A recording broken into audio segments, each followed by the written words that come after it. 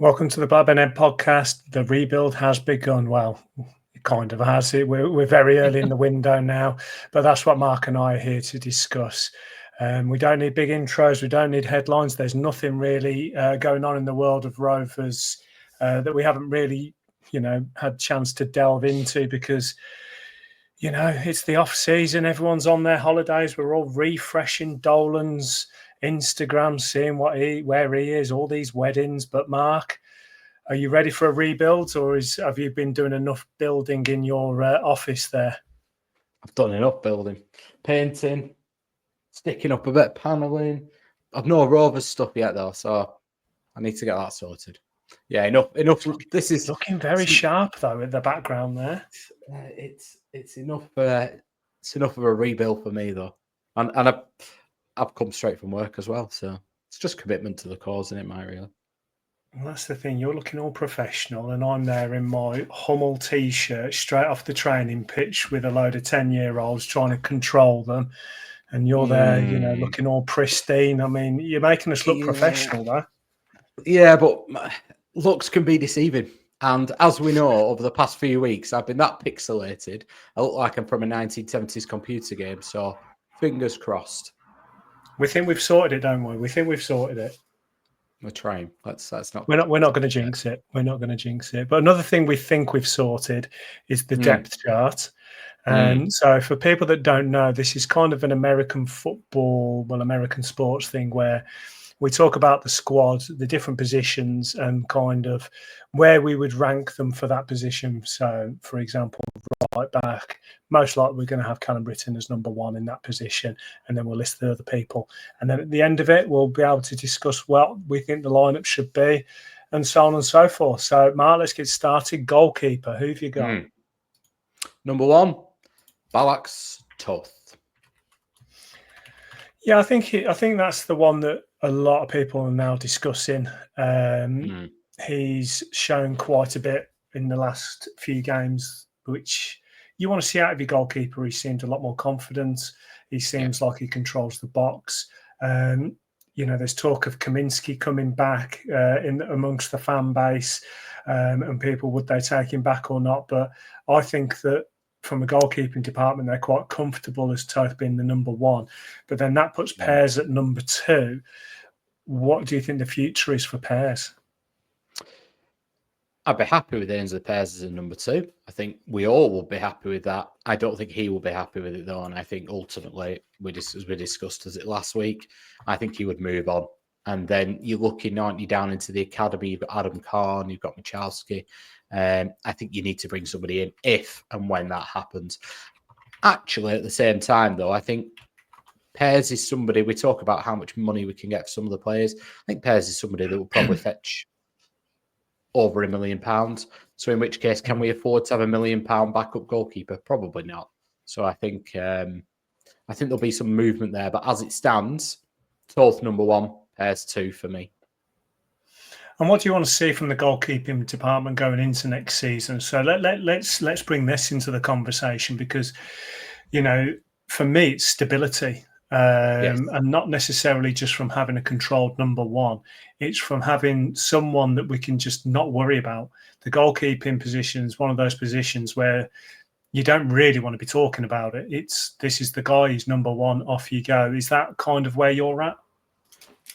Absolutely where I'm at. I want to end the season and there's no debate over who is our number one. Now, we talked, didn't we, about ending a couple of seasons ago now and knowing who our number 9 was, getting to January this year and knowing who our number 9 was. We're still not quite there with that. But for me, I've seen enough that Toth needs to be given the chance. Albeit, I am still within the realms of, like we talked about with Sam Gallagher, I'd had enough of Sam Gallagher. I'd seen enough of him to gamble and roll the dice. I think Toth's shown that he's a steady pair of hands at the very least, but we've not seen enough of him to say whether he is going to be for the season. But for me, we're in a position now where I've seen enough of Pears and I'm not happy with him. I'm happy to roll the dice with Toth. Yeah, and before we go on, we obviously know that every single position we can improve on. We're not a squad that's we're not a squad that's got Adam Wharton anymore, for example. Being realistic, even in our position in the league, which is a mid-table team, we should be looking to improve in multiple positions. But I think goalkeeper is one which I think they'll be settled at. Going into right back, I think the obvious one is Callum Britton as the start right back. Now, we've had discussions over who would cover at right back. Who would you have if Britton was injured? I think I've seen enough of Joe Rankin Costello that I think it's the right thing for him as well to move on. So I've discounted him a little bit. I've actually then gone between Duru and Montgomery. I think Montgomery did okay towards the end of the season. But from what I've seen of Duru, I'm really happy with him. Is it an area that I can see why there's rumours that we're looking to add to the depth? Yes. My concern is we're not going to be flush with money. So are we buying somebody to replace Callum Britton? That is worrying me. I'd like us to bring some depth in and get Duru on loan, but I'd be happy and comfortable, I think, having Duru there, knowing Hayden Carter could fill in if needed. Montgomery's there. I think there's enough in the squad that it's not a priority position, albeit if there's money left over, I do think a backup would be the right thing to do. Yeah, Britton's one of the ones I am concerned about going into the new season, whether he's going to be here, because he did improve so much. I would say he's one of our most improved players. We knew what he had about him and we knew what he could do. And we've sang his praises for the last couple of seasons. But he's really shown that he could make a step up. Now, step up not necessarily meaning Premier League, but to a higher end Championship club, maybe someone that's got relegated, that's looking to bounce back, that wants someone. I think he's someone that could step into that position. I want to see him probably being a little bit more reliable from an injury point of view. But I think that's just, it's not like he's been out loads. It's just he gets a few niggly little things. But I think we miss him when he doesn't play, which is why I want him on the pitch more.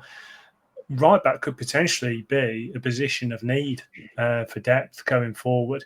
Is there any youth players or young players coming through that can play into that other than Duru and Montgomery? Any youngsters we could be looking at? Not really. I think Matty Litherland's been talked about. I think having seen him in the 21s, I think he's a fair way off. I think, contradicting myself slightly, I do think that is an area I personally would look to add depth in. I'm just concerned about our funds, really, because Britain's injury record prior to last season, he had one really poor season, didn't he, where he was injured a lot. But that, if you look at his career, is actually an anomaly. He's generally a player fit week in, week out. But the amount of ground we're asking him to cover, I go back to when we had JDT and we were almost rotating our fullbacks, weren't we, week in, week out. Want to play Saturday, want to play Wednesday. Maybe that's something we need to be looking a little bit more to. And in that case, is Duru ready?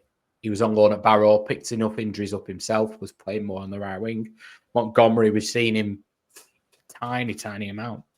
So it's a big risk going into the season, isn't it? When we consider we're light at centre half, if Hayden Carter needs to move across for a long time, you're struggling. And he didn't overly impress either, did he? When he, the Portsmouth game, the one that stands out, I thought he really struggled.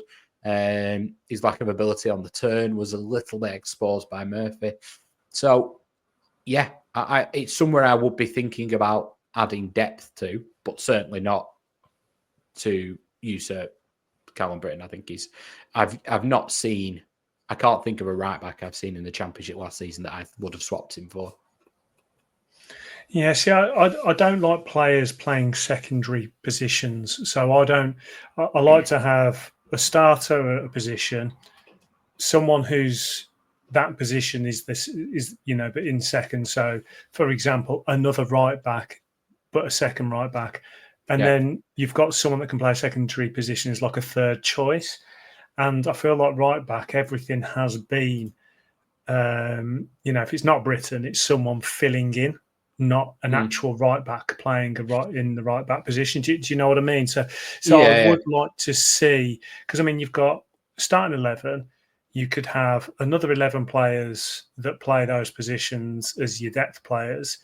And then obviously you've got a couple more to fill the squad. So in theory, you should have the space to have a second right back that actually specialises in that position. So I do actually think, I agree with you, it is a position of need, but just not as needy as others. I'll put it as an amber position of need. What's your view on left back? Left back, I think we going into the season, whichever one you want to pick of Ribeiro and Pickering, I think I'd be very, very comfortable. I'd be equally comfortable if one got a long-term injury, not that I'm wishing that on them, and the other one had to step in for a period of time. I think if you had if you had Harry Pickering or you had Yuri Ribeiro starting on a Wednesday night and the other on a Saturday, I'd be very comfortable with that. For me, it's possibly our strongest position. Which is weird to think, because I remember talking about it being our weakest position not long ago, and Pickering's really stepped up, gone forward, and been that solid 7 out of 10 like you've discussed. For me, Pickering's the starter. I think it was one thing you discussed last week. A lot of people forget about how good he actually is for us. And I think Ribeiro is comfortable stepping out, of the starting lineup now and again. But with the fact that he is 28, he's probably going to want a starter himself. So it's a very difficult position now for the manager to be in, because who do you start? Because they're both in their prime now. They're both going to want to start games. So it's going to be really interesting how he manages that position.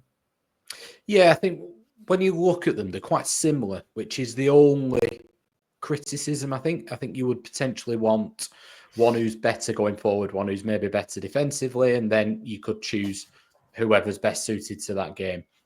But at the same time, it doesn't mess your game plan up, doesn't it? You're not going to Leeds away and thinking, oh my goodness, Harry Pickering's playing, or Ribeiro. I'm very comfortable with either. Yeah, Ribeiro was a panic buy that did well, in my opinion. We needed someone at that position at the end of the window, because Pickering was still injured. Beck was looking to push forward and had his injuries. So they needed to bring someone in, and he's come in and done really well. And I think that's why they've offered him the deal. I think it's an unexpected player to have on the books this year. I really do. I think it was unplanned. It was just bonus. A case of it. It's just a bonus signing. And if they want to fight it out and improve themselves, brilliant, go for it. Is there any young players coming through that can add depth at left back? Well, we've offered a contract to Jake Beaty, haven't we? He would be the obvious one, but as far as we know at the moment, he's still not signed it. So up to now, Jake Beaty is a free agent, and we've kind of discounted them for this. So then you start looking at, you're probably talking really about Max Davis, who's a centre-half really, but he's left-footed, big lad, comfortable on the ball. That's probably the most first-team ready. But I still think Max Davis is a couple of tough National League 2 loans away from being ready as well himself. So in the short answer, Mike, is no. Okay, well, I've listed them because I'm trying to make a little bit of a list here so we can do a bit of a review at the end. So let's talk centre back. So centre back, I was rightly told that we needed depth there. It was something where I looked at it and I was like, I wasn't sure, but the fact that we have got some players that haven't signed new deals. So at the moment we have Carter, Hyam, Scott Wharton and O'Riordan as our centre backs. If you were starting right now, who's your number one centre back? Tough one. Last year you would have said Carter, I think. I would have said Carter last year. I think Carter is our most talented, so I would probably start the season with Hayden Carter. I'll take it Hyam next to him. Yes, but I'm not that comfortable with those as a pairing. I think we need to upgrade on that, because that way it means one of them's playing left-hand side. I don't think either can do that. I think they're both right-sided centre-halves. And I think going into the season and relying on Scott Wharton to start in the first game of the season when he's been out over a year is a ridiculous ask. So for me, this is a real position of need. So it's really strange because last year, as in not the season just gone, the season before, I was talking about Carter and Hyam being the duo for the next few years. So solid. They worked really well together. And it just seemed to be really good, partnership. And then when you started to see Danny Bart come in and how he worked with Hyam, you start to see, well, actually, is that what we should be expecting? Then Carter comes back in, and for some reason he was gallivanting forward more than he was doing any defending, and then he gets himself injured again. And it seemed like his development had taken a bit of a, had a bit of a bump in the road. I think that, like you say, I completely agree. I think Carter's very talented. What I want to see from him going into next season is what we saw when he was playing really well for us before his injury. I need to see him making that position his, because how old is he now? He's 25 now. 25. So he's coming to an age now where maturity should be there as a position. So I do want to see him step up. When it comes to Scott Wharton, there's a massive question mark on him. It's a big injury. It's a year out. He's 27 himself. He's not old now. He's not old, but he's not young. He's now got to come in and show that he's still got it. Do you worry about Scott Wharton, or do you think he'll come back and do a job? I hope he will, but that's two massive injuries for Scott Wharton now. And I think I almost put him in the Ribeiro bracket of when we signed Ribeiro, and like you said, it was a bit of a bonus. I think if Scott Wharton comes back and provides real competition for the team, it's a bonus. But I think we have to go into the season with somebody who we see as a starter. And I question Scott Wharton's pace at times as well. I think if you've got any combination of Hyam, Carter and Wharton, you're lacking in that area a little bit. I think Carter does have some pace, but I'd like to see us upgrade. I'd like to see a left-footed centre-half that you look at and say he's going to start. That said, I'd like Danny Bart to be re-signed, and the fact he hasn't yet is a massive red flag. So if he re-signed, I'd be comfortable going into the season with that combination. I think you keep O'Riordan around just to see if Wharton's going to recover in time. If not, one or both goes on loan and you look to fix it. But that's only if Bart signs. If not, I think that's probably our priority position. So it's really strange because, start of the season before, I was going on about that centre-back position, saying we need. And then the last couple of weeks, I felt like you've had to convince me that it was a position of need, and you've really convinced me now. And I'm like, actually, I'm looking at this depth chart, and it's quite scary. It's quite scary because O'Riordan doesn't seem to be ready for the level that we're going to play at. No. Scott Wharton, great Blackburn lad and everything, but he used to make some really weird decisions. He gave the ball away a lot, and I didn't like it. So I don't think, even if he came back and played the best that he can play, I don't think the best he can play is good enough for us right now. It's harsh, but that's my opinion now. I think Carter and Hyam are the obvious centre-back pairing, but I completely agree. I think we need to upgrade the position. I like the idea of a left-footed centre-back, but this could be the position that we're really having to concentrate on. I'm very concerned about that Danny Bart, like you are. Do you think it is, that partnership? Do you think if that partnership of Hyam and Carter goes back to where it was, you're a bit more comfortable and maybe you'd go for depth there rather than improving? Or do you think, no, we just need to improve? I think we need to improve. I also think you've got to look at Hayden Carter's injury record. He's not a young boy now. He's 25, and he seems to pick up injuries where he's out for 2 or 3 months every season. So you don't want to be chopping and changing at centre-half. You want a pairing that you hang your hat on. And I don't feel ready right now as we sit here to hang my hat on that as a pairing. No, I agree.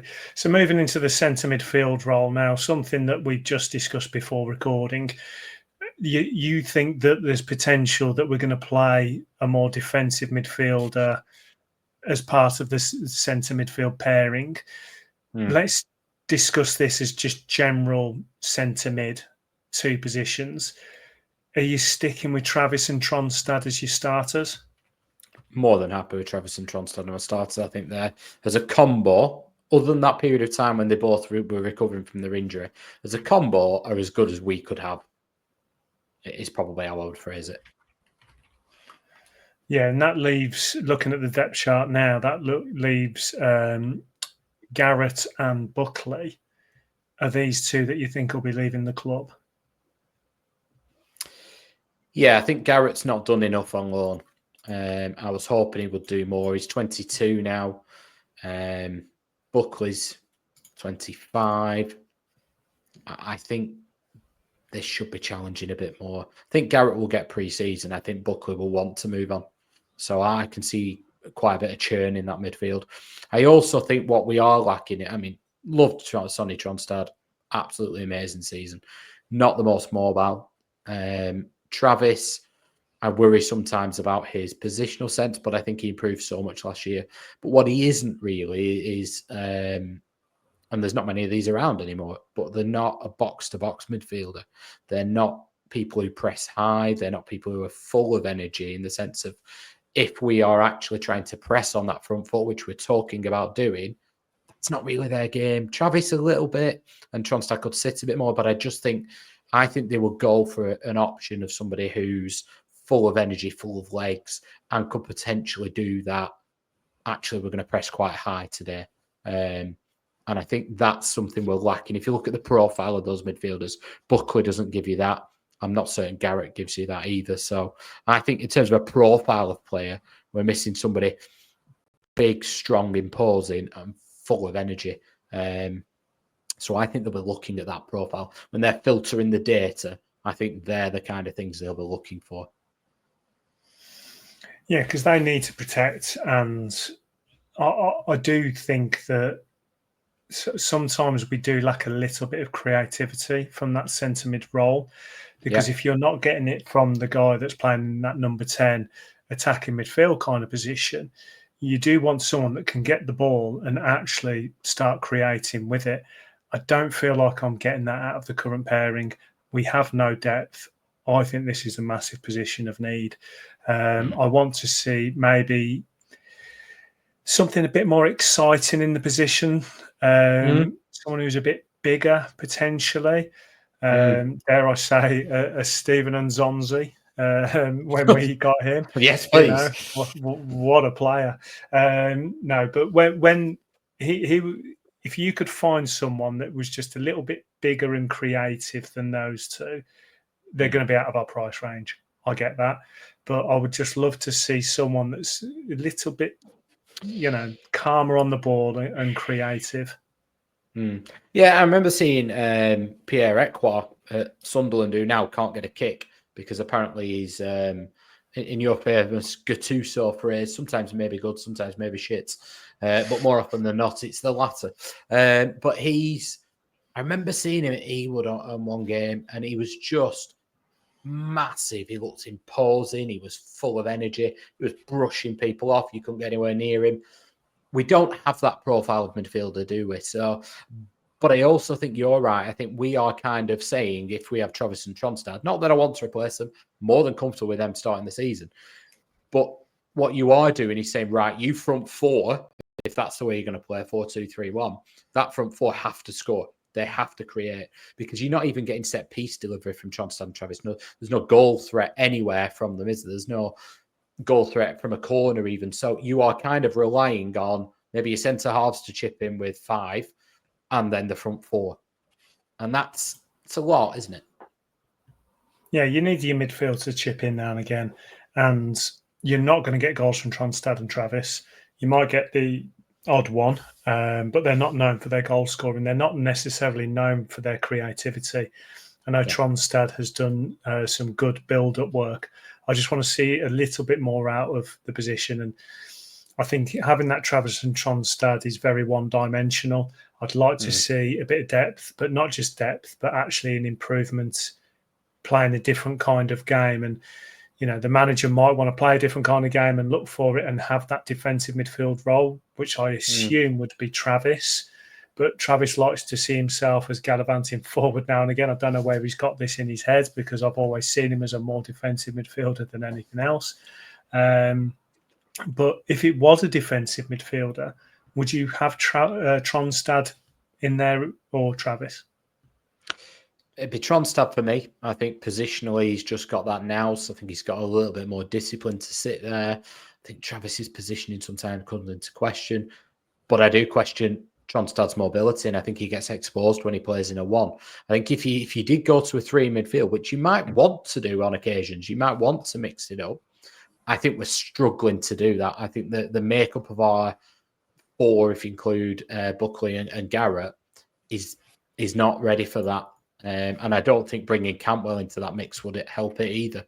So if that is something he wants to consider doing, whether all the season or just in elements of games or for certain games, then they need 2 players at the very least. So his hand might be forced a little bit there. Is there anyone coming through that's exciting in that centre midfield role that would fit the bill of actually being quite creative or a bit more exciting going forward? Yeah, we've got James Edmondson. He's I think he's one of our youngest ever scorers after he scored at Harrogate. He went on loan to Macclesfield under the mighty Robbie Savage, but that's obviously a low level. But he came back into the 21s. You know, when you watch somebody in the 21s, it's almost like a first team player. And I talked about Jake Beaty got to this level where they're just a bit beyond this. I'm ready for men's football now. But I don't think the jump from Macclesfield to our first team is anywhere that you can be bridging. So as we've seen with Garrett, we would have put Garrett. Ironically, I think Garrett's stature in the club has probably dropped after going on loan and not flourishing like we thought. So Edmondson needs to go and have a loan in the league and do well at it. But yeah, he scored some crackers. He scored a cracker in the under-21s when I saw him against Fulham as well. So he's somebody coming through that we need to keep an eye on, but he's not there for next season. No, I think it's definitely a position that we're going to be looking at. I think it's pretty obvious because there's just not enough numbers there. Another position where there's not much numbers is actually another centre role, which is that attacking midfield role. So this is someone that's going to be playing in that number 10 now. Cantwell's the obvious one to play in that position. Now, Ohashi has played that position, and I think he can drop into there. But is this another position of need? Massively. I think Cantwell is a problem in the sense of he has to start, doesn't he, if he's going to be at your club. If you were starting the season with him as a backup, that's not going to work. But whether he's producing enough, whether he will be able to play in the way that Ismail wants, I'm not so certain. I can see why he played Ohashi there a couple of times for his energy, but I don't think it overly works. I think that is more of a needs-must situation. But I fear that we're heading into Bradley Dack, Sammy Smodick's territory with Thomason, and that he wanted Sammy Smodick's type of number 10, not Bradley Dack type of number 10. And I think that might be where we end up with Cantwell. But as it is, I'm comfortable with Cantwell starting as the number 10, but I need more numbers from him. Yeah, he got involved with quite a bit of play last season, which doesn't have a stat, against it, and I get that. But when you're paying the kind of wages that we're probably paying for him, and he's come with the talent that he's got, you do want to see that little bit more. You want to see him having that X factor, and he's the kind of player that you want your team to have, someone that's got a bit of flair about them, a bit of skill, can change a game, can light up a crowd. We do need to see more from him. So I want to see a little bit more grit and determination, I think, is how I'd put it with him. Because you pointed out a few games last year where he got pelters, where actually he was the one trying to, grab onto the game and get things going. I want to see that every game from him. I want to see a bit of leadership from him. He's of an age now where he's got plenty of experience. He's coming into his later 20s of 27, 28 years old now, where he should have the experience to be able to unlock games, play a relaxed game and kind of slow things down. He's going to have had a season playing with some players. Yes, okay, we're probably going to be upgrading some areas, I hope, around him. So he's got to figure those players out. But I just want to see him work quite well in that final third, being able to unlock defences and just try a few different things, try a few shots on the edge of the area. He doesn't seem the kind that likes to have a pop, and I want him to start that. Not a Lars Bohinen per Franson kind of thing, but, I want to see him just have a dig, but it doesn't seem to be his game, does it? No, I think he's underrated as a team player. And I think sometimes it's to his detriment. He drops deep. He gets a bit frustrated. He wants the ball, wants to be involved in the build-up. And I get that. But I think back to when what took Damien Duff that time onto another level. Now, I'm not comparing them. I'm just talking about when Damien Duff was a really good player and then he went to the next level. What took David Dunn to that at certain times? What took Janssen to that? What took some of these players? What did Andy Cole have? Now, yeah, they had their qualities of finishing or whatever it was, dribbling, whatever that individual player had. But they also got to a stage where they were so comfortable in what they were doing and they knew what made them actually, I can do this and the rest can't. And Campbell gets involved in too much other stuff. And I think he needs to not worry about that sometimes and get himself more central, not get involved in the build-up play further back. If you're going to do that, play in one of the number 6 roles, play in one of the sitting midfielders. But for me, he needs to stay in that number 10 role because that's where he's going to be and make that his real niche. What do we need then? We need goals, we need assists. And he's got to be a little bit more single-minded in some senses. I don't mean selfish and greedy. I just mean my job in this team is to do this. And I'm going to do this unbelievably well and focus my efforts on it. And I think he gets unfairly labelled as lazy sometimes. But I think that's, again, comes from him being a team player. But that's not his natural game. So he's closing things down. And he's just a bit, dare I say, not athletic enough for that. He's far more athletic than me. But he's not a Sammy Smodics, is he? He's not somebody who should be ratting all day and harassing the back four. So he needs to know what he's good at and do that exceptionally well. And he's capable of doing it. I just think he gets involved in too much other stuff sometimes. And it becomes a bit of a difficult. Yeah, it becomes a bit of a nothing then, doesn't it? Rather than just be real, just do what you do well and do it really well.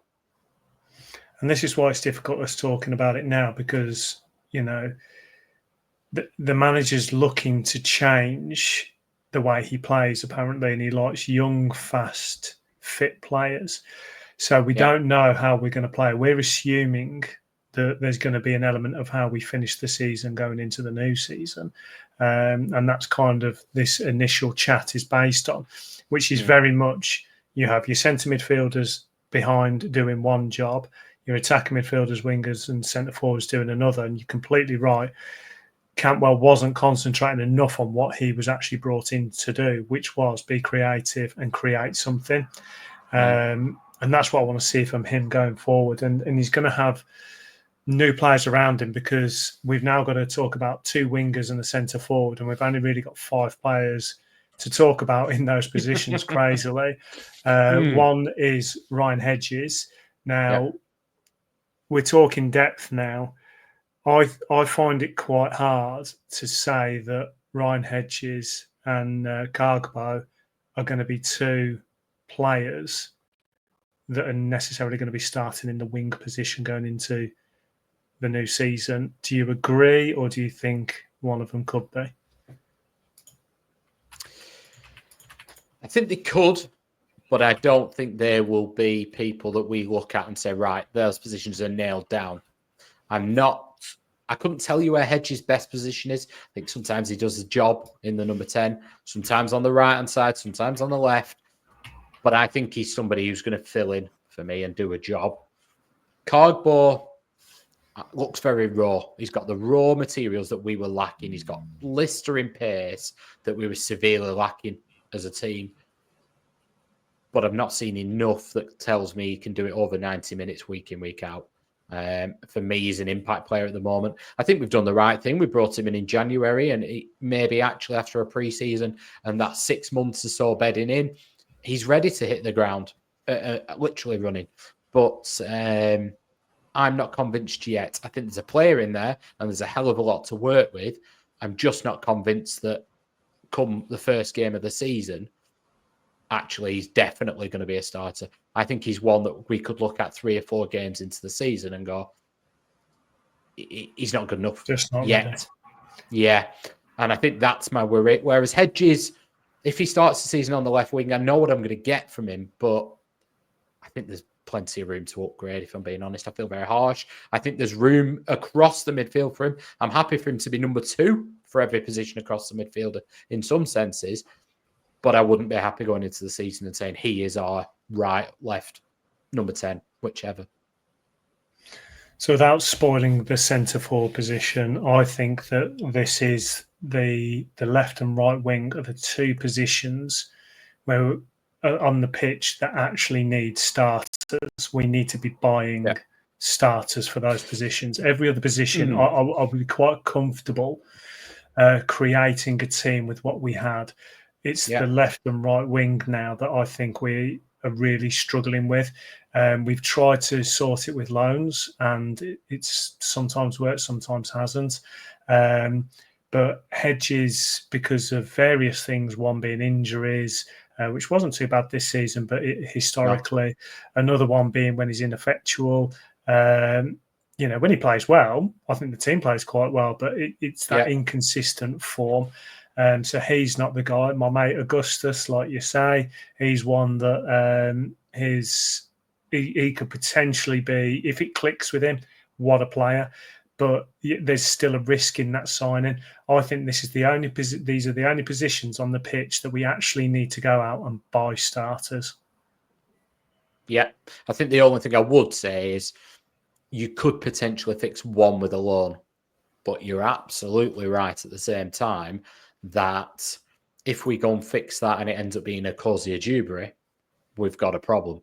If we go and get a Harvey Elliott, absolutely, we're probably fine. To be fair, if you could bring Owen Beck back, I'd be quite comfortable with him being the starter on the left wing and Cardboard being the backup. Then I'd be very, very comfortable all of a sudden. But I think you're right. I think we need to be targeting people that we could see on the first game of the season in both those wing positions with a Hedges and a Cardboard as backup, and particularly Cardboard as somebody maybe is towards the end of the season actually is nailed on in that position. But for me, going into the season, he's somebody who I'll be looking at in the 70th minute. Right, go and change the game. We need somebody on the counter. We need this, which is kind of how Ismail used him, wasn't it? So I don't see him as more than that yet. I think there's potential in there. I'm not writing him off by any stretch. Whereas Hedges, I think I've seen enough of Hedges to say if he's your right or left winger, you're not good enough. I don't mean him. He's your squad player. You need them. Yeah. You need them, and he's got experience. He seems like a great guy. He seems like everyone likes him. He seems like a proper professional. So he's definitely someone you do need around the squad. You need depth. That's a professional football club. You need it. Augustus, I think we're going to be talking about him at the end of season awards, talking about being the most improved. I really agree with you there. I think he's someone that when he starts to settle, because the position he plays and you're not expecting goals out of him, you just want him to have that X factor. So it's a little bit easier than, say, a Gay has got obvious success stats. Has he scored goals? Yeah. Yes or no? Whereas on the wing, it's a little bit different. Yes, you want some assists. Yes, you want some goals. But really, have you caused carnage? Have you managed to get in there? Have you managed to cause some issues? And he's a player that can do that.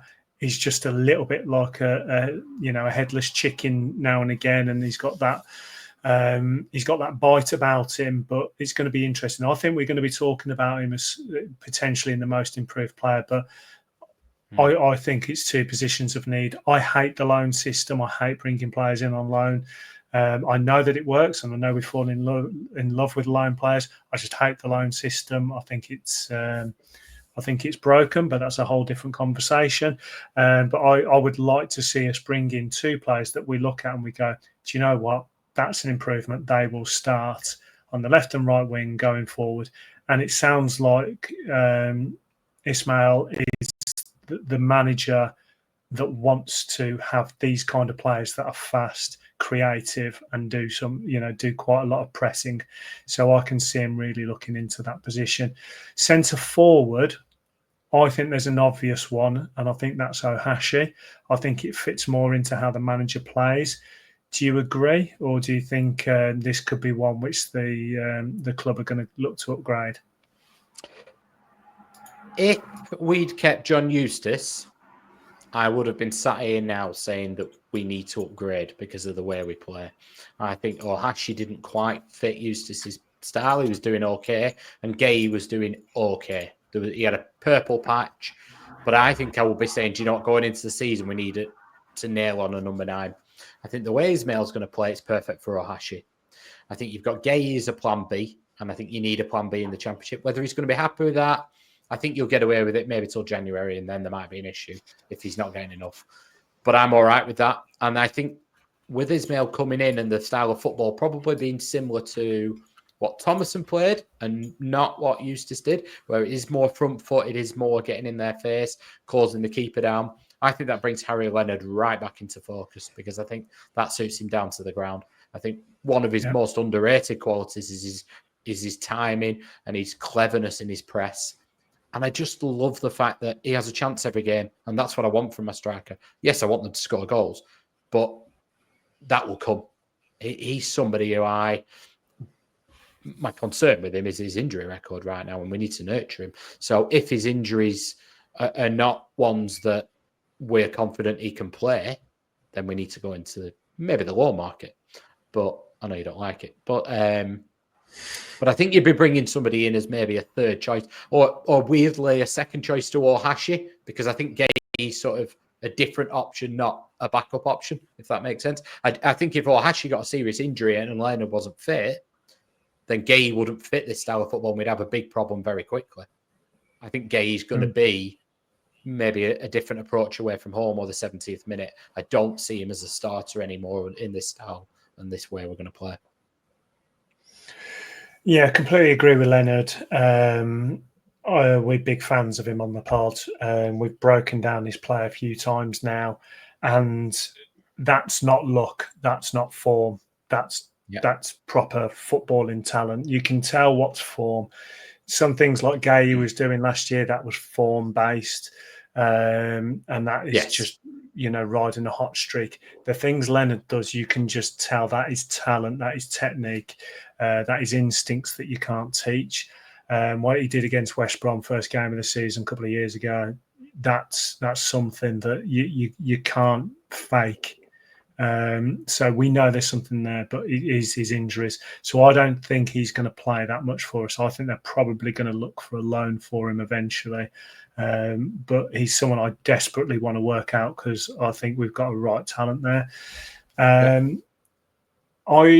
It's weird because I've got the depth chart in front of me. I've been updating it as we've been going along, and it's so strange looking that actually the positions of need have changed so much over the last year. Like last year, we're saying desperate for a new goalkeeper, a little bit worried about striker. They go and sort the striker out by getting Ohashi and Gay. They go and get Toth, who was a much better backup than Volstead was. But now we've got issues elsewhere. I think the club will be looking to upgrade more in the attacking areas than the defensive. I think defensively, I think they're going to be, if they don't get Danny Bart, they're going to look for someone in the same kind of mould. I don't think they're going to be spending much money there. I think I think if we do have money to spend, and that is the big question, and that they're willing to spend it, I think it's going to be in that final attacking third. Because looking at it, Attacking midfield, you have one player, and that's Cantwell. Wingers, like we just said, you don't have anyone that you would hang your hat on as a starter. And then you've got Cargbo and Cargbo, nearly got it right then. Hedges, and then centre forward, you've got Ohashi, which I think everyone's behind now. But you've got Gay, who still splits the fan base. There's quite a lot of need in that final third. Yeah, I think Argo Tyjon's the other one, obviously, but he's been linked with Arsenal again today. The people are sniffing around. He's not signed a professional deal yet. I mean, if he's going to be this sensation that we're told, at 17, I know it sounds daft, but he should be in and around the first team. He's going to expect next season that he's on the bench, starting some games. So you have to throw him into the mix by virtue of that. I've seen him in the 21. He'd had a bit of a layoff, and it's probably unfair to judge him on that game, but he's obviously a talent. You don't get in the England under 17s, Poland's. If you're not, I know the teams are going to look at him because he's in the England setup as a youth player. He's a striker, and he's available for a very, very low compensation fee comparatively. It's worth a gamble. That's the way they'll look at it. Same with Harvey Higgins, who's also coming through the youth setup. I think that's the problem with the youth setup. I think it's set up to bite you on the bum a little bit, but that's a discussion for another day. But I think we've got to throw him in the mix here, because if you're Argo Tyjon and the club go and recruit another striker without one going out, different if they say, right, Leonard's going to go on loan, you're going to be in the mix.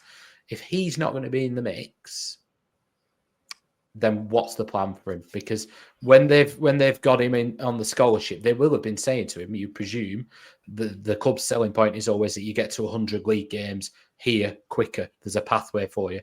They've hinted, haven't they, that they weren't happy with Eustace not providing that pathway.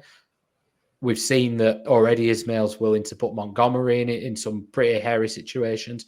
I think he's had Tyjon on the bench. I think he will be doing that next season. I think he'll be directed to do that a little bit. They will certainly be the people filling the gaps. What you don't want then is what happened under Thomason occasionally, and somebody like Garrett was sat on the bench for 20-odd games. But I think Tyjon's now got to be really considered. We haven't seen enough. Is he big enough to play at adult level yet? Because isn't he a bit slight? He is slight, yeah. But then they need to have a conversation with him and say, well, you can go on loan or whatever it is. But if he's going to be in the England youth squads, he's touted around, whether we like this or not a little bit, he either needs to be in and around our first team or he goes. So do we have to box a bit clever here? Is this where the club say, they talked about Adam Wharton getting exposure in a system, in a way of playing, even though he would make mistakes, even though I know Adam Wharton's a different level, but even though he would make mistakes, we were willing to allow him the platform. They've got to kind of if you're Argo Tyjon, you're his parents, put your money where your mouth is. You told me 2 years ago or a year ago when I signed my scholarship that I should remain here. There's clubs sniffing around left, right, and centre. You've told me this is where my pathway is. I've been on the bench a couple of games. What's going on? So I think he's going to expect us to have some sort of clear pathway now. I'm not saying he'll start every week, but he's going to want a sniff of it at the very least, isn't he? If you go and sign a striker, you're kind of ruling that out. For me, it's a case of Ohashi number 1, Leonard number 2, Gay plan B. I have to just park him on the side because I don't think he's a number 2. And then I think you've got to put Tyjon as 3. Well, what's interesting is we've got history, very recent history of like Tilalovic and Volstead, where they come in, it doesn't work, and they're gone. I was thinking Gay could be on this list. Now, this could be a controversial thing to say, but if he's not fitting where they want him to fit, has he done enough this season to warrant whatever wages he's on and whatever value he's got in him, keeping him on the books? because they've given Ismail the new contract, long contract. They've said that there's a rebuild happening. Now, when you're rebuilding, it normally means that you're changing a little bit towards the tactics and the ethos of how we play. Now, Gay came in and he wasn't really playing the way that we expected a new signing to play. He showed some glimpses of doing some really good stuff and he became a bit of a cult hero. Then he dropped off. Then he came back and showed some form. Then he dropped off again. And it's like, has he done enough to stay? Because if he is third on the depth chart, Ohashi is an obvious talent. He is a professional. He has energy. There's everything about him you can see would fit into the way that the manager wants to play. Leonard fits that profile as well, like you say, and he's young, he's English, he's from the club. You're going to keep him around. Where does Gay fit in this? Could the club be looking and thinking, well, actually, we do need some wingers. We do need depth elsewhere. We have got Tijon in the wings, but you know what I mean, in the background, ready to start playing. Is Gay one that could potentially be out the door? I hadn't really considered that, Mike, but now you've just made that argument. I think you're making a very good point. Because should be a barrister or something. Yeah, why not? Yes, we have a style of football as a club to an extent, and they want to go back to the Thomason way. They want to go back to giving exposure to young players. So you will see that. Whether you agree with it or not, you will see it. Partly as a cost cutting. Let's not get away from it. But partly because if you've got an academy, it affects everything. You're not going to attract the better academy players because you're no longer that club that's giving you the pathway. You're not going to get money for them like you should do because you're not giving them the exposure. You're not showcasing them. So they do need to kind of put their money where their mouth is a little bit with that. But Gay came in under Eustace. You're absolutely right, which was when we were talking about needing that focal point. He's not mobile enough to play a pressing game. So is it enough to have him there as a plan B, as a 70-minute, we could sling it in the box? Is it even a 70-minute plan? Or do you need a plan B as Ohashi comes off and Ohashi number 2 comes on? Maybe. You might well be right because you've got to look at the squad as well in terms of who can we get any value out of. You're at least going to get your money back for Gay. So... And he takes a spot up that we've discussed are valuable. Yeah. Could you then ship him out, bring somebody in on loan even? Obviously we were after Jayden Dance, which then didn't play a minute for Sunderland, but we were after somebody of that ilk. So I think you might be right there. I think that might be a bit of one out of the dark that could be a departure we weren't quite expecting. Yeah. Yeah, because I'm looking at what we've discussed. So from back to front, we're saying that Pears is a potential one to leave. But that depends on who wins the number one because I don't think either's going to be a backup this year. I think we've discussed that in the past. So you've got Pears as a potential leaver. You've got Scott Wharton as a potential leaver. Garrett and Buckley are potential leavers. But really, the two that really are first team players that you would expect to stay that potentially would go would be Pears and Gay for me. But I mean, we've got a threadbare squad, so it would be a risk to let him go. But I wouldn't be surprised if there's a little bit of tinkering around, squad tinkering and wheeling and dealing, Harry Redknapp style. Yeah, I think I could see Buckley, I could see Rankin Costello moving on, but I don't think the club will be that eager to move them on. I don't imagine they're some of our highest earners. They're a good example of saying, well, there's another academy player on the bench, there's an academy player getting games. Rankin Costello can play numerous positions, whether he does any of them as number one, I think probably not, but he can play different positions. But it will come down to him and it will come down to Buckley, won't it? I think the one that I'm worried about is Callum Britton. He's got a year left on his deal. I think he made such a massive difference to us last season. Like I've said before, I didn't see a fullback come to Ewood that I thought I'd swap you for Callum Britton. And I think that's a dangerous quality. I think people will be looking at him. They'll be offering him wages. I know he's under contract for a year, but let's get in the real world. They'll be telling him what he would be earning at their club. And Rovers will be looking at the minute like a bit of a chaotic situation that they could get him out of. So, yeah, he's the one I worry. Yeah. Well, I'm going to go through some players now, and I want you to give a yes or no on whether you think they'll be at the club next year. Is this by the end of the window? This is by the end of the window. So, Ainsley Pears? No. JRC? Yes. Scott Wharton? Yes. Garrett? No. Buckley? No. Okay. Callum Britton? No. Oh, don't break my heart, Mark. Gay? I think you might be right with Gay. I think he might leave, yeah.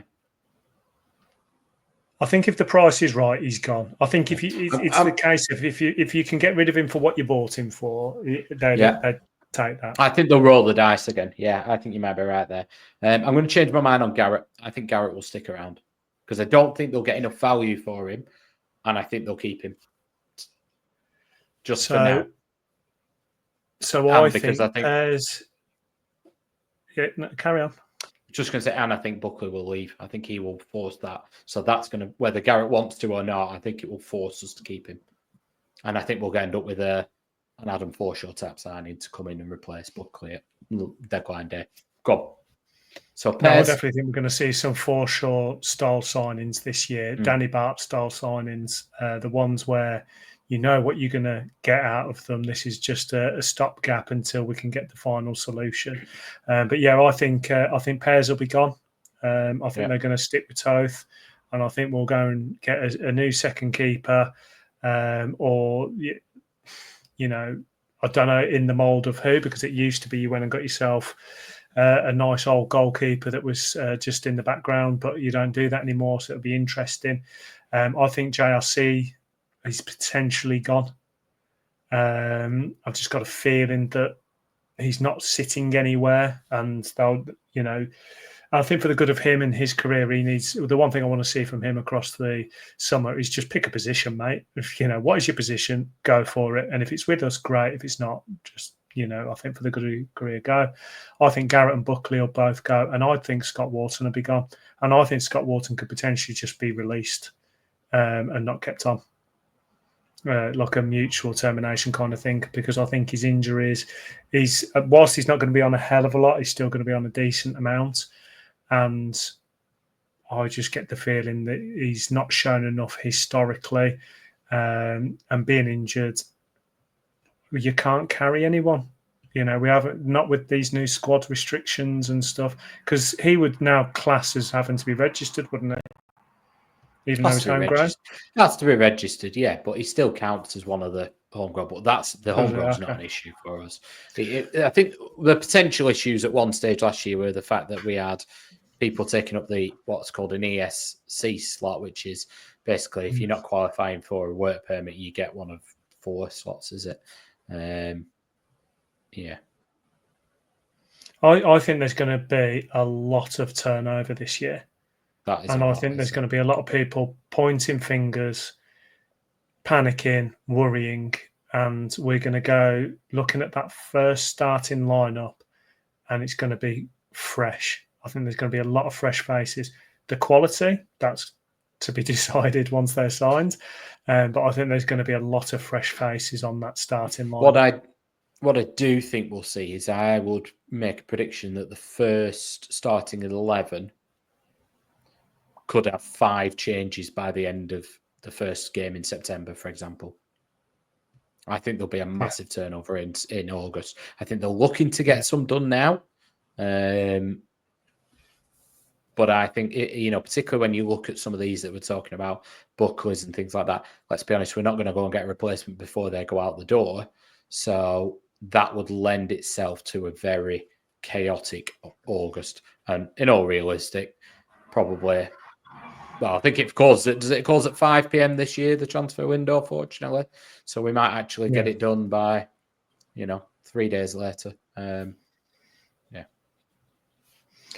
Well, it's quite funny because, and apologies if you've heard my clicking of my mouse as we've gone along there, because I've been doing the depth chart, moving it around and stuff. And we wanted to talk about our starting 11, what it would actually be if we had to play a game right now. And scarily, I don't think we have much choice, mate. I've literally just had a little look and done a little sketch of what it would be. So goalkeeper, I think, is a pretty obvious Toth. Right back is obviously Callum Britton.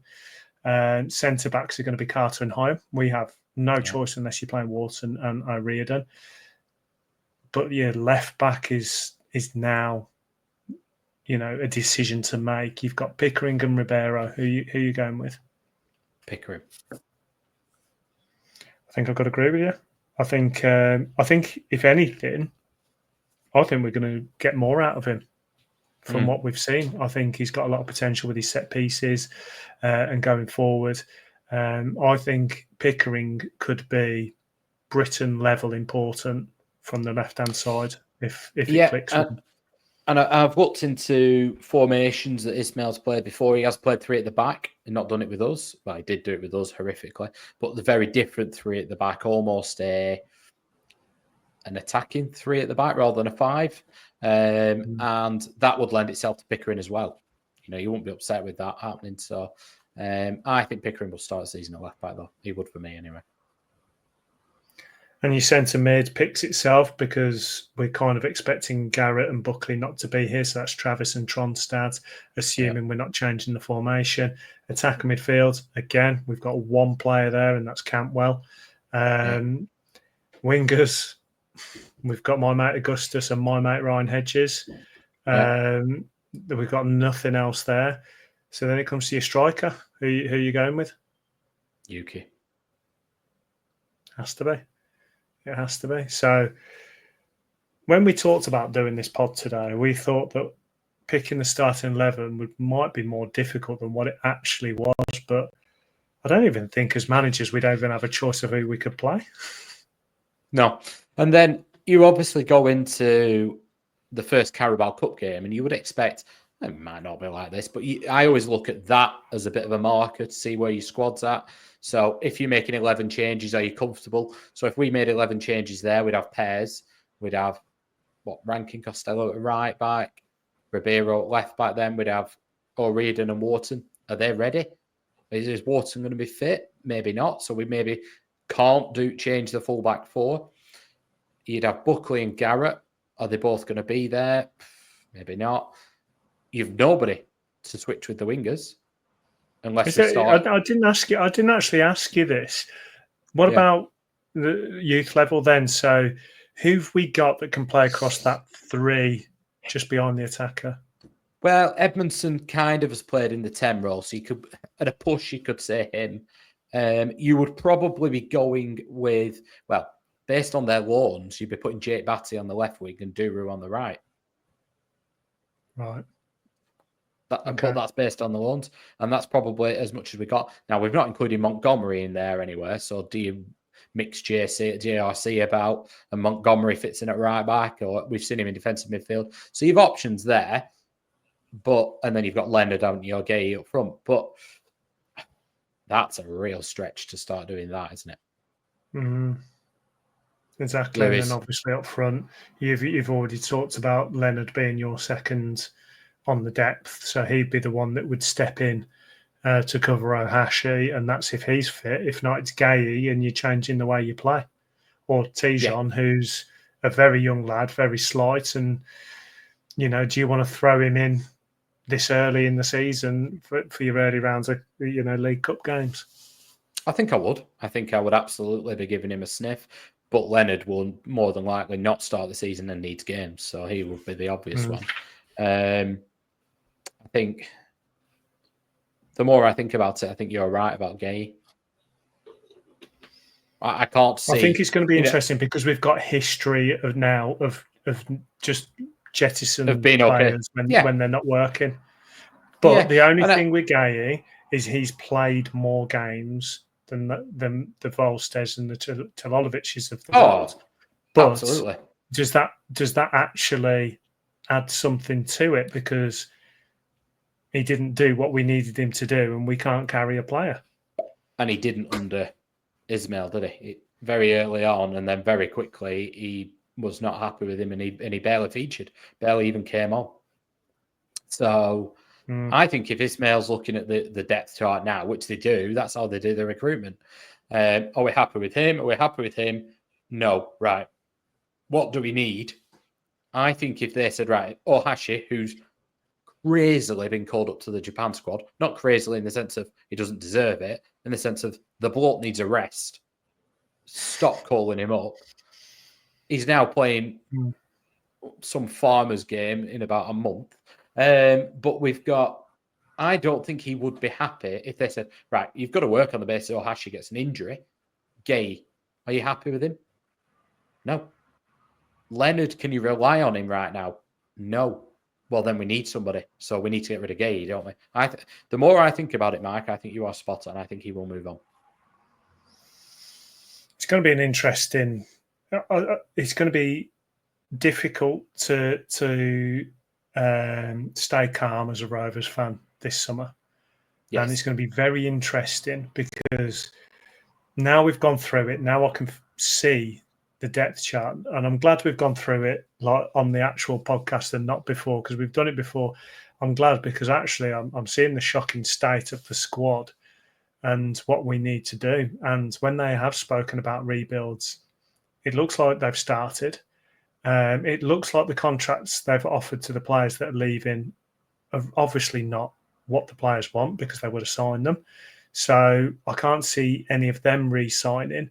So we are going to see a drastically different squad at the start of the season. And like you say, come end of September. Yeah, I think I've been critical of Bart and Weimann not re-signing. I don't mean of the individuals. I think you're absolutely right. They're clearly not offering them. Maybe it's a reduction on last year. Maybe they're looking to see what else they can get. But actually, if you look at the profile of player we've got, I'm not saying this is the right thing to do, but Danny Bart doesn't give us any more pace at the back. Doesn't solve our left-hand sided issue. However, he can play on the left-hand side, and he would be my first choice centre half. So I think you'd be bonkers not to just take that deal up. However, whatever. Andy Weimann, though, doesn't give you what we're saying Campbell is lacking. He doesn't give us that high press, does he? He doesn't give us what Smodics, when he first signed, the reason he was brought in was because of that pressing, and we needed that type of player. Weimann doesn't give you that. So actually, and for sure, doesn't give us the things that we're missing in the midfield. So maybe they've just had honest conversations with him and said, you can sign, we want you to sign, we think you're a valuable member of the squad. However, Andy Weimann, we are looking to bring in this player. And if we do that, if Cantwell doesn't move on, you're third choice. Maybe they've had honest conversations. I'm giving them probably more credit than they deserve, but maybe. Well, right now, we have it as we're desperate for two wingers. These are starters.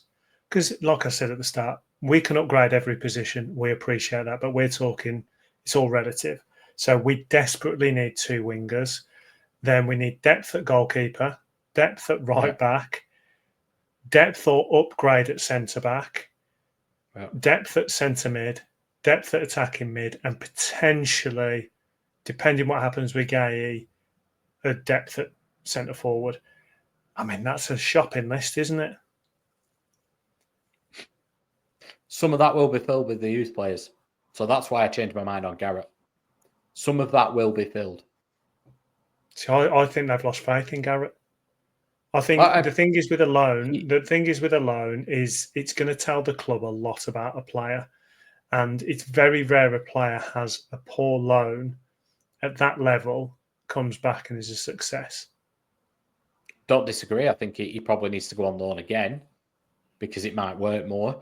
But I just think when you're listing the amount of turnover that's going to happen, he's a relatively low cost. I'm not saying he'd be happy with it, but relatively low cost casualty almost, like Buckley has been, like JRC has been. Actually, we need to keep you around. You're not going anywhere. Well, last year I was saying Garrett was the heir apparent to Travis, and I'm quite happy to let Travis go and Garrett stay. And this, how the tables have turned, because Travis is now one of our most important players, and Garrett's not done it out on loan, and he's now at an age where, you know, you kind of really need to be sniffing around the first team in, you know, at least League One level.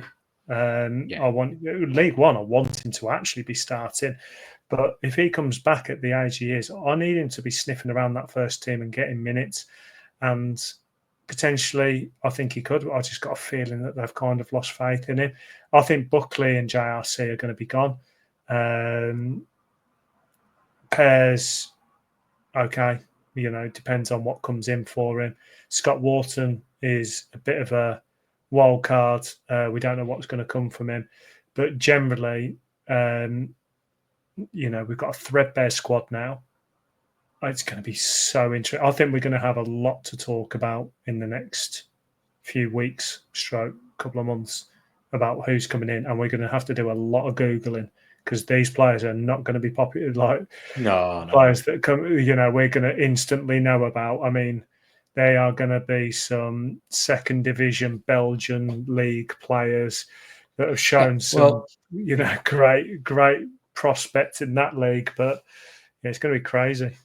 Yeah, I mean, when Rudy's talked about the recruitment, the way they literally do it, for anyone who's played Football Manager, it's not dissimilar. But they filter by, and they said they will do most of their business in the summer. They don't really want to do any business in January. The only business they'll do in January is reacting to an injury or somebody wanting to move on. They want everybody sorted in the summer.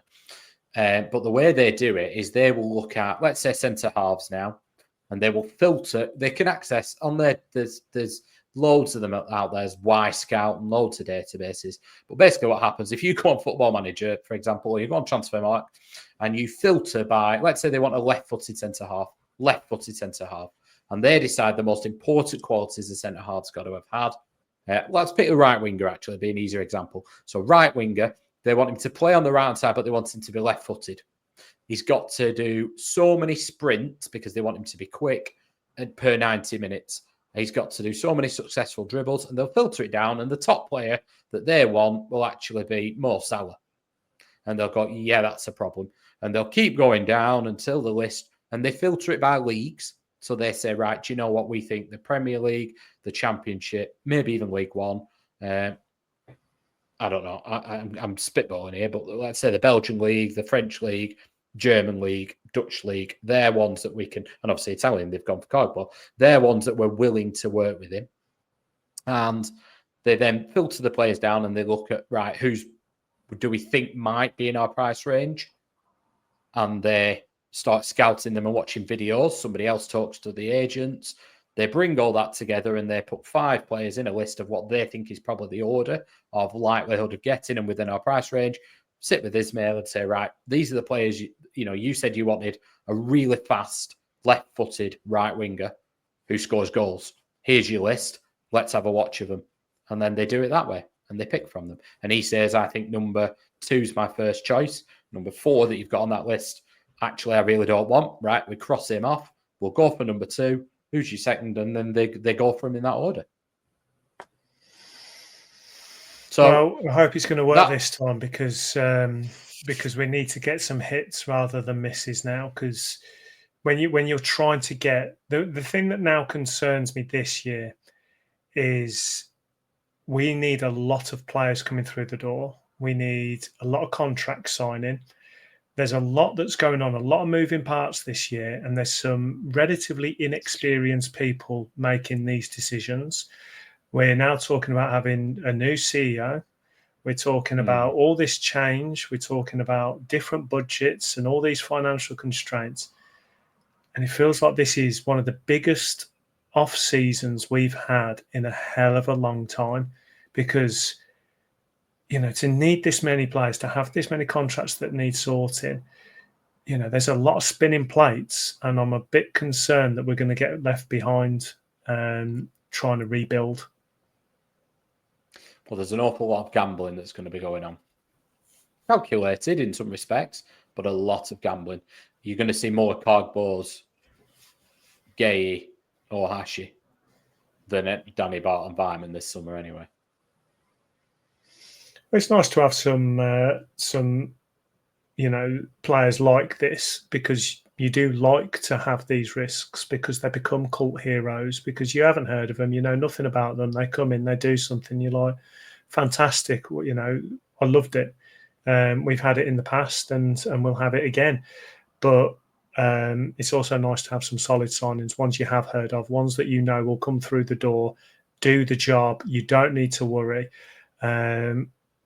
I'll be honest, I haven't got the time to Google all these players, mate, when we're doing these. And what do we need? We need 1, 2, 3, 4, 5, 6, 7, 8, 9. We need 10 players, according to us. That's a lot of Googling we're going to have to do. Is that if we take Buckley and things out of the equation? No, that's just generally we're saying we need another goalkeeper, we need another right back, we need a couple of centre-backs, we need a couple of centre-mids, we need another attacking midfield, we need a couple of wingers, and potentially we need another centre-forward. 10, and they've muted 6, haven't they? So that's not changing a centre-forward, that's not changing a keeper. So the 6, you would imagine, will be a centre-half, a right-back, 2 wingers, a centre midfielder, and a 10. I think they're going to concentrate on 2 wingers, 1 midfielder, and 1 centre back. I think that would kind of be. So that's 4, isn't it? So 2 wingers. Yeah, I think they're going to concentrate on wingers, centre mid, and centre back. I think they're going to think goalkeeper. We've got 1, maybe 2 if Pear stays, and we'll use one of the youngsters. I think right back, you've got Duru, you've got Montgomery, you've got potentially JRC. They're not bringing anyone there. No. So I think centre back. I mean, we've said potential need. We're not saying the club are going to go for that.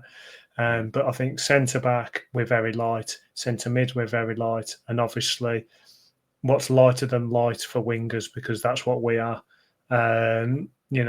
So I think whilst we're saying we need 10 players, I think realistically the 6 are going to be centre mid, centre back, and wingers. Watch this space. Exactly. But Mark, we're coming up to 80 minutes. We weren't sure we would be able to chat too much, but it's us. So we did chat just 100% Rovers, as we do. Yeah. Have you enjoyed it? Nice to talk football. Scary, but nice.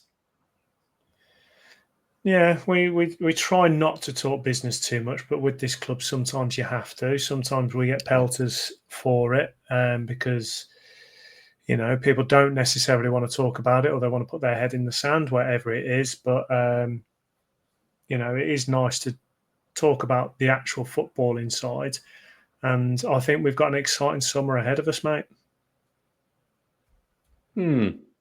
Got a busy summer. Let's all be excited. But everyone listening, put your comments down below. Where do you think are the main positions? What have we talked about? Do you agree, disagree? Don't just sit there and think, oh no, they're talking absolute tosh. Get in the comments, write it. If you do agree, put it in the comments. We see loads of conversations happening, and we read it, and we really enjoy seeing people have these conversations. And we're also putting some fun stuff out on X. We've been putting the away shirts. Who do they remind you of? That seems to be quite popular with a lot of people, so have a look at those. But yeah, Mark, cheers for joining me today. No worries, buddy. It's been a nice end to the day. We'll get this out probably in the morning. Do you think we can get the depth chart out so people can see how we looked at it? Is that doable? Put you on the spot. We can. I've done it on Microsoft Excel, so it doesn't look too sexy. But that's all right. That's why you've been hearing the clicking, the copying and pasting, the moving around.